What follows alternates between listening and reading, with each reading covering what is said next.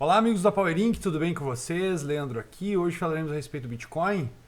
Lembrando que a gente teve fechamento nesse domingo da barra do gráfico semanal. E para a minha pessoa é muito importante barras de gráfico semanal, tá? Uma das coisas que eu gostaria de trazer para os amigos, não sei se alguém já fez isso, mas eu vou trazer para os amigos, é uma divergência positiva em nosso OBV, ok? É aquela ideia em que poucas pessoas olham alguns indicadores. Eu gosto, um dos poucos indicadores que eu gosto de olhar bastante é o OBV, tá? E a gente tem essa divergência aqui sendo formada, tá? E aí a gente conclui a ideia do que?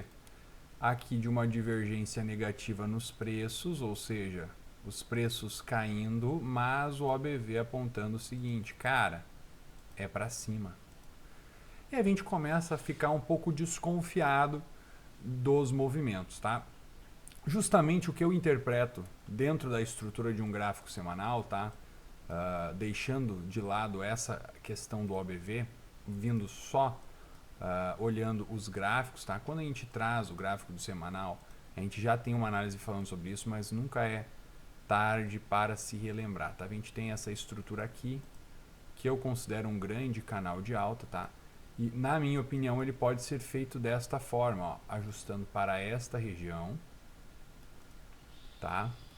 Eu consigo interpretar dessa forma, talvez um ajuste fino nessa ponta, para ajustar os topos anteriores, deixar nessa região, nesse range, talvez inclinar um pouco mais para esta região, né? Com uma ideia de armadilha. E agora o que acontece? A gente está de novo com uma barra, tá? Tentando perder este canal de alta. Lembrando que este canal de alta é um canal de alta de um ciclo de longo prazo, de um gráfico semanal. Quando a gente vê esse ciclo acontecendo, a gente pega do fundo aqui até o topo, a gente realmente não tem uma correção significativa a essas regiões. Porém, se a gente interpretar que toda essa estrutura, tá? Pelo menos essa estrutura aqui, foi uma estrutura que deu origem a uma baixa, tá? E aí a pernada de alta não se iniciou no Covid e se iniciou nesta região, ou seja, no rompimento dessa máxima, tá? Então o que acontece? Considere o seguinte, a gente tem essa estrutura aqui, que era uma linha de tendência de longo prazo, né? Que foi rompida, tá? Então claramente ela foi rompida aqui e teve um pullback, tá? Então, na minha opinião, a gente pode traçar essa estrutura dessa forma. E a gente vai ter o primeiro nível Fibonacci sendo corrigido nessa região.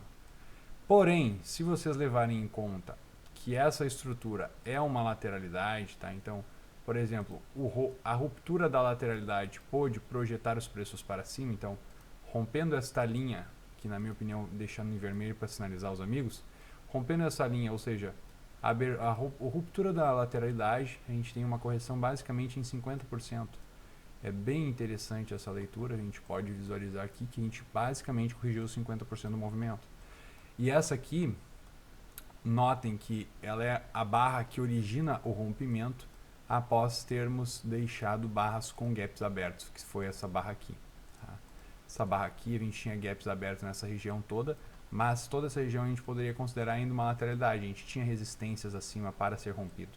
No momento em que a gente faz o pullback nessa linha de tendência de baixa, que era de longo prazo, ó, faz um pullback acima e deixa um gap aberto, a ideia era força. Então agora, a partir de agora eu tenho força, eu vou desenvolver os preços para cima.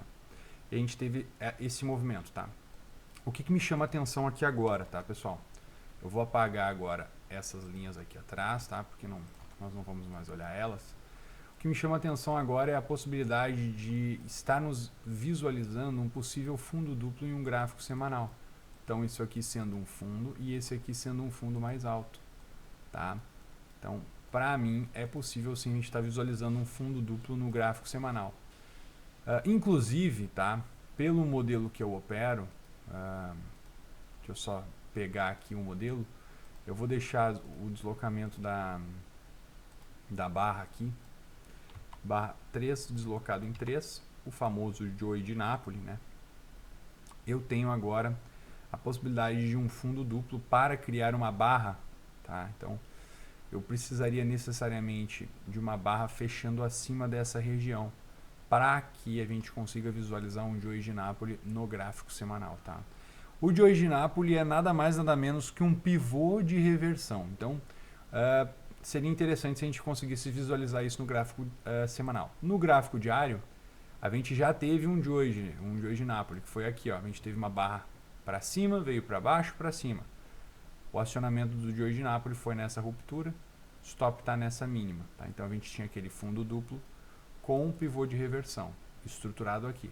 Porém, os preços agora estão andando de lado, tá? Uma lateralidade bem complicada, famosa lateralidade estreita, trailing range, né? Um movimento de range, uma caixa que não tem muito o que fazer. O deslocamento de preço está mais no intradiário mesmo e mesmo assim falhando, tá? Vale a pena lembrar que operar lateralidades, a gente tem que entender que 80% das tentativas de ruptura da lateralidade elas vão falhar, né? Então começa a ficar bem complicado. Quando a gente visualiza um gráfico intradiário de 4 horas, tá? A gente tem uma ideia que eu até publiquei dentro do nosso grupo do Telegram, tá? O link vai estar aqui abaixo. Inclusive, se vocês não curtiram o canal, curtam o canal, se inscrevam. Ao contrário, curtam o vídeo e se inscrevam no canal.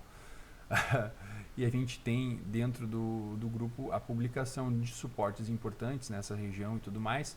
Mas o que eu gosto de salientar é o seguinte: a gente tem aqui a linha de tendência de alta de longo prazo, mas a gente também tinha essa linha de tendência de baixa, tá? Então eu considero uma linha de tendência de baixa nessa região, mas eu vou considerar essa região aqui também, ó, como uma região de armadilhas que a gente teve, tá? Então toda essa região aqui de armadilhas. Notem que isso aqui era uma linha de tendência de baixa.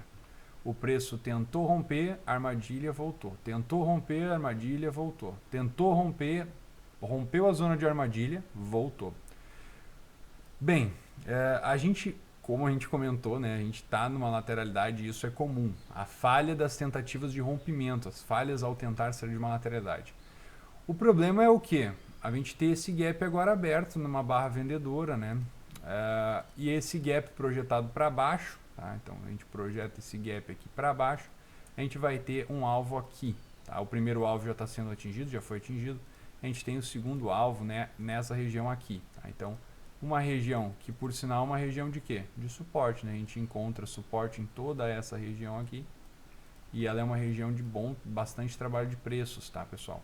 Se a gente inclusive visualizar gráficos maiores, principalmente o gráfico diário, nós vamos ver que nessa região a gente teve uma barra de referência, uma barra ampla que tinha deixado o gap aberto e tudo mais, tá? Então os preços voltando para essa zona, vai ter mais uma vez tentativa de defesa na ponta compradora. E basicamente o que a gente pode visualizar é o que?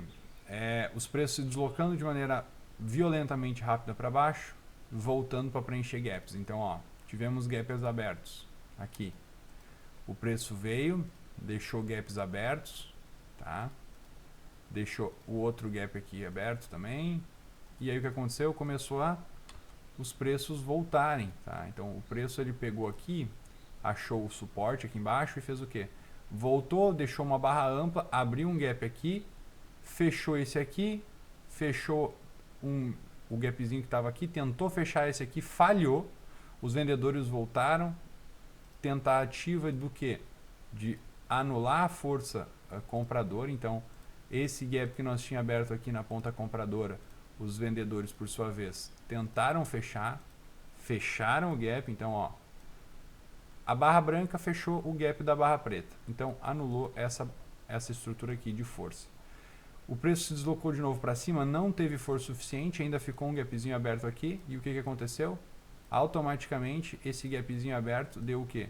Mais desculpa para vendas. Então ó, quem estava olhando essa região pensou, não, aqui a gente ainda tem força, bateu na venda, fechou o gap tentando neutralizar a força compradora.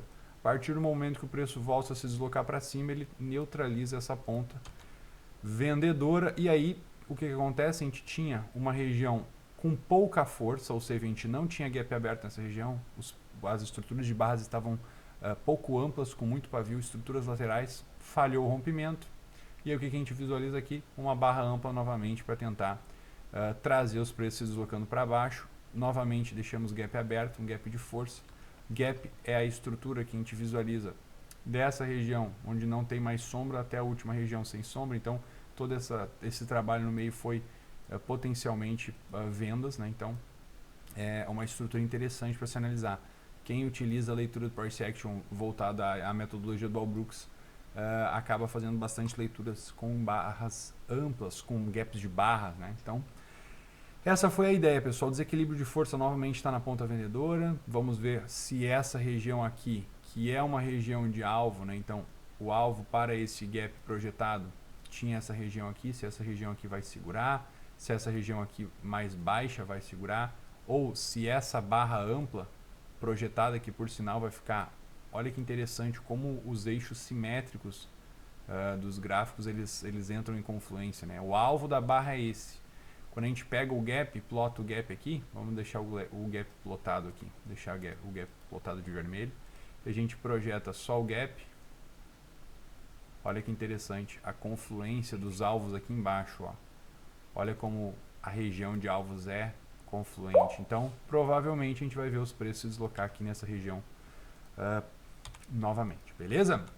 Então, galera, dentro do gráfico diário é mais ou menos isso que a gente consegue visualizar.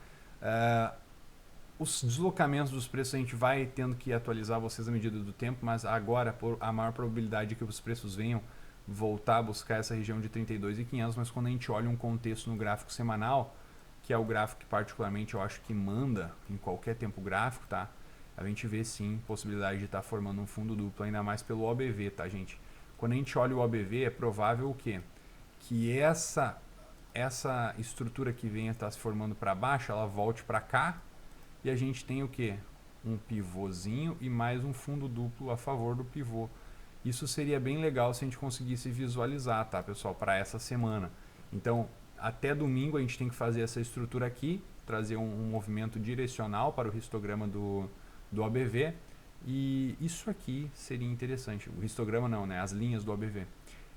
E para que isso consiga acontecer, a gente realmente não pode perder essa barra aqui, não podemos perder a mínima dessa barra no que se diz respeito ao gráfico semanal, então a gente não pode fechar os preços abaixo desta barra aqui, então a gente não pode ver os preços vindo buscar uma zona inferior a 32 mil dólares, tá? Então basicamente seria isso, acionando esta barra semanal, ou seja, os preços vindo para cima de 35.300 mais ou menos, 35.350, a gente provavelmente vai ver o deslocamento de forças para cima de maneira bem mais convicta, tá?